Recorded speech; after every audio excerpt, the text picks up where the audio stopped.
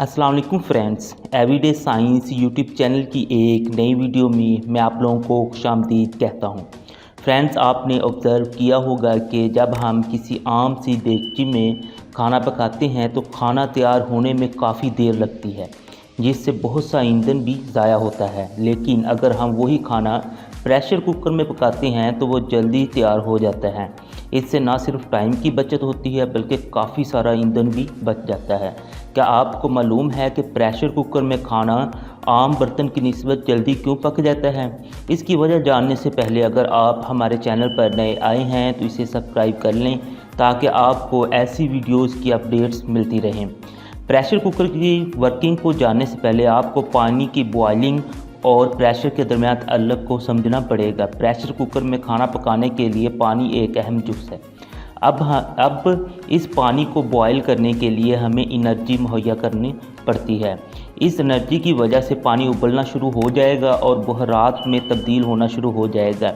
इससे बर्तन में प्रेशर बढ़ेगा। प्रेशर के बढ़ने से बर्तन में मौजूद लिक्विड का बॉइलिंग पॉइंट भी बढ़ेगा। अब अगर हम एक सादा बर्तन या देगची में खाना पकाते हैं तो बहुत सारी हीट बर्तन से बाहर निकलना शुरू हो जाती है। बिल्कुल इसी तरह जो पानी बुहारात में तब्दील होता है वो भी बर्तन से बाहर आना शुरू हो जाता है।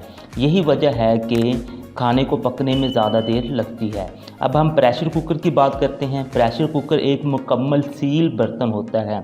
जब हम इस बर्तन में खाना पकाते हैं तो ना तो इसमें से हीट बाहर निकल सकती है और ना ही बुहारात।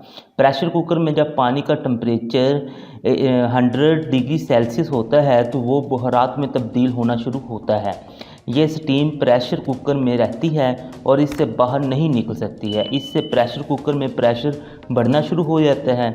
इससे प्रेशर कुकर में हीट की मकदार बढ़ना शुरू हो जाती है। जब बर्तन में टेम्परेचर बढ़ता है तो बर्तन में खुराक जल्दी पक जाती है। अब हम बात करते हैं कि प्रेशर कुकर की सीटी क्यों बजती है। प्रेशर कुकर में एक कंट्रोल वाल्व होता है।